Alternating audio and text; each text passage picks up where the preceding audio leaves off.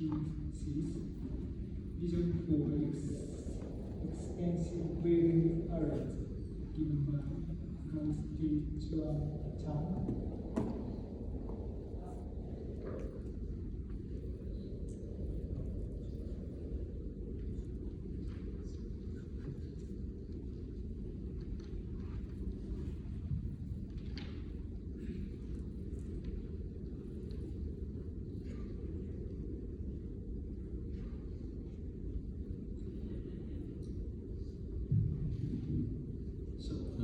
Hello everyone. Today I'd like to share our latest results on structural safety with building array.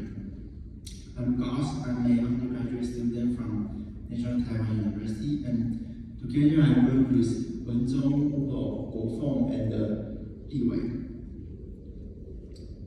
So here's the outline for today. I'm going to introduce our QC's array for structural health monitoring and several applications, and finally the summary. So what is a structural safety and how do we monitor a building with seismometers?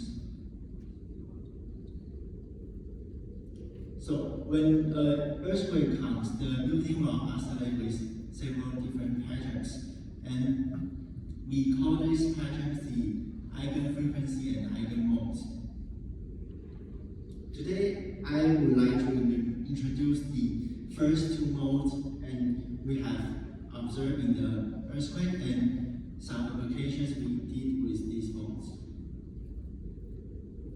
So what are the key indicators to describe an oscillation of a building? Here's the three answers. The first one is the oscillation amplitude of the building and the eigenfrequency of the natural modes. And the third one is the shear wave velocity in the buildings. So before I share any results, I would like to share the QC's array and what is a QC's anyways. QC's is the full name of QC's is the Quake Structural Integrity Sensor System.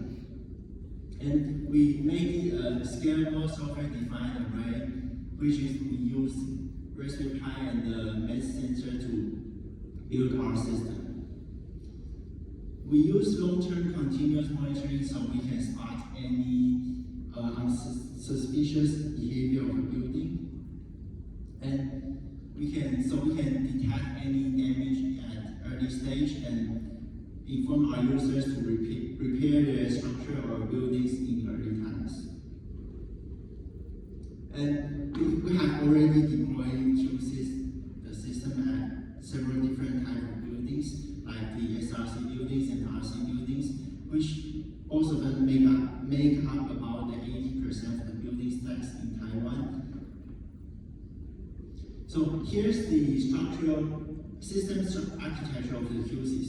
So we have sensor at every floor of the building, and we will stream our data back to our server and archive the data to the data center. And at the same time, we will do the near real-time waveform analysis to send the report to our users if their structure has been changed. And on the same time, our system can alert the user if there's an earthquake or anything changing in their environment. This is the prototype of our hardware we're currently using.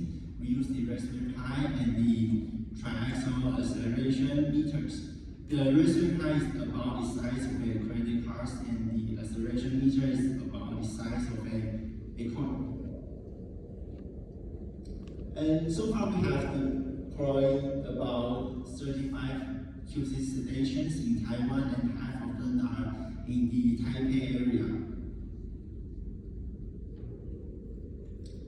And starting from our first collective event on January 3rd, 2022, we have collected more than 1,000 events, and which includes 34 buildings.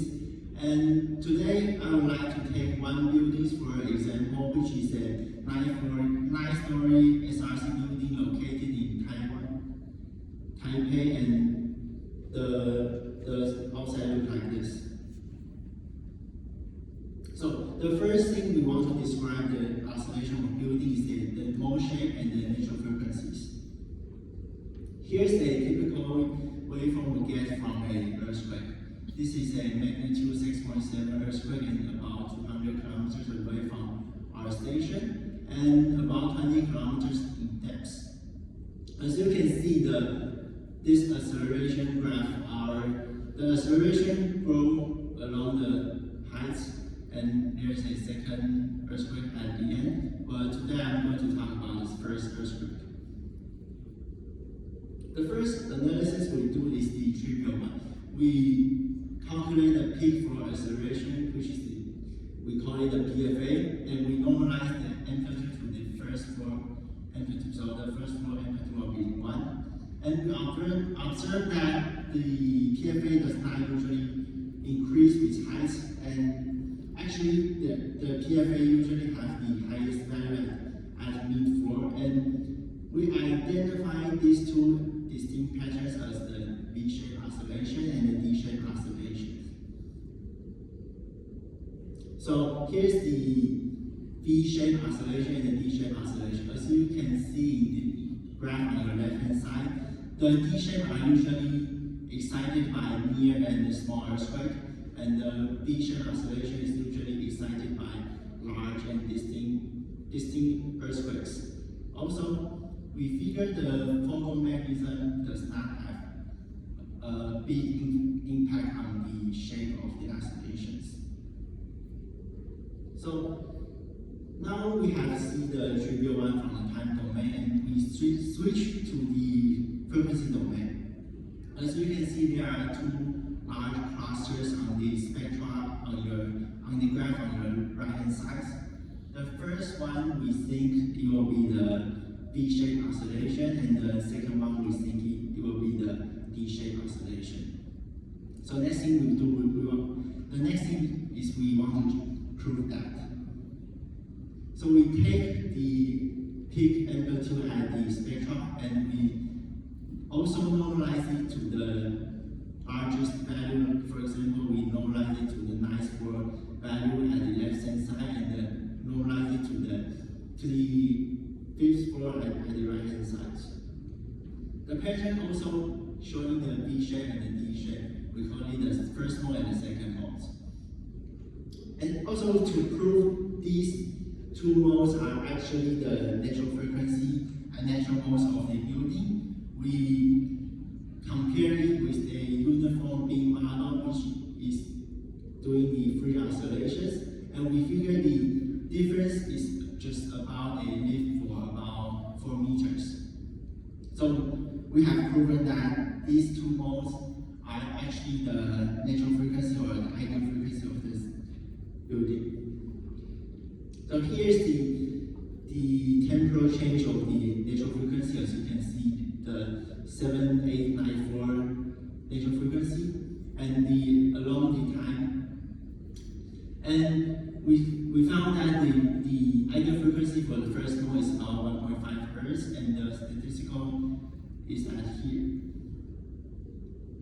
And for the second mode, we found the natural frequency is about 5.2 hertz. So here's the small conclusion from this section. We have proven that our observation building has two ideal frequencies, which is about 1.5 hertz and 5.2 hertz respectively. So the next thing we want to do is we want to calculate the shear wave velocity in this building. So here's how we did it. We have a earthquake recourse, and the blue line is the origin time, the green line is the peak arrival, and we take the S window. The window signal will look like this. And we decompose it with the top 4 signals, like this. The result will look like this, and as you can see, there's a really apparent upward pulse and the downward pulse. So we identify the peak-to-peak time, we call it the separation time among all 4s, and we estimate the shear wave velocity using the non-trivial distance, which is the height of the building, and we measure the separation time.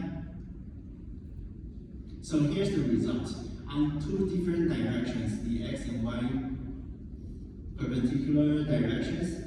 The shear wave velocity are both about 243 meters per second, which is quite consistent to our knowledge. So finally, we do have a lot of earthquake in Taiwan, but the earthquake data set is quite discrete and not continuous. So if you want to monitor the building every day, every hour, we must try using the ambient signals. So here's the method we use. We use the Welch method with a 900-second window and 50% overlapping rates. And the above and the bottom graph are the actual continuous data from our system. So we stack the Welch method results for the entire year in 2024, and here's the cross correlation function and the cross spectrum respectively. As you can see, the natural frequency peaks are appearing very apparent. So we can actually extract the natural frequency from yearly stack data, but what we really want to do is to extract the natural frequency from day-to-day data. So can we do this? The answer is yes, we can do this. This is the heat map for the cross spectrum and cross correlation function for the 2024 years. And as you can see at the beginning, our system has several issues. The first issue is the time drifting. Our time is not very accurate at the beginning. And the middle part, our sensor has detached from the building, so we will see an anti-phase at the middle part. But after we fix all these issues, we have a very consistent and quite beautiful heat map of the cross correlation functions.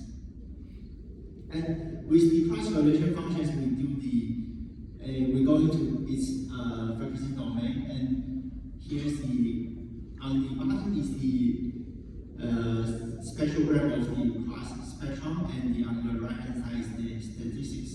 As you can see, the mode frequency is also at about 1.5 Hertz. And for the second mode, the modal frequency is about 5.2 Hertz. So here's the comparison. For earthquake, we observe the 1.5 and 5.2 Hertz signal, and for ambient signals, we also observe the same natural frequencies. So my conclusion is they are consistent, and the ambient signal works well. So here's the summary if I got lost you. Structural health monitoring with QSys, we have developed a very low-cost structural health monitoring system on the basis of QSys.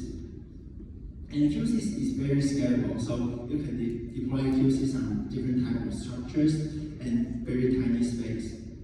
And we are always on monitoring, so we can spot any weird behavior of a structure in first time, at the very first time. And for future application, because QSys is very small and very easy to implement, we are going to do the AI embedded system, and maybe we can add some smart sensing technology like air quality or fire detections. And finally, I want to thank all my co-authors again. It was them to make everything possible. So thank you everyone.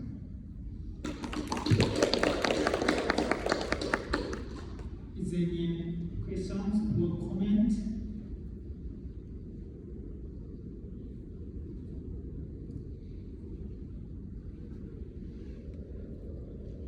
Hello? Yeah, I have one quick question. That's how can you normalize the amplitude to the first floor? Because in my opinion, maybe the amplitude of each building floor is different with other. For example, we deploy the QSys in different kind of building. It will give us a different kind of response with a higher level floor.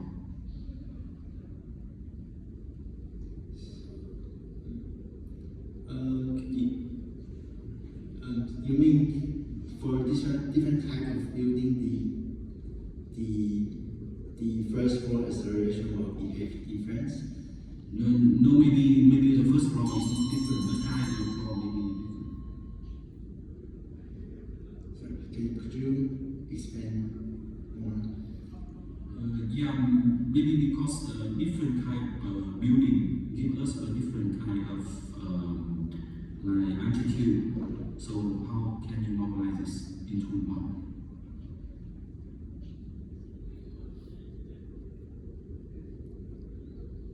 So we just divided by the peak acceleration on the first floor. Oh, okay. Thank you very much. Thank you. Okay, thank you. So we will close the session, but before the close session,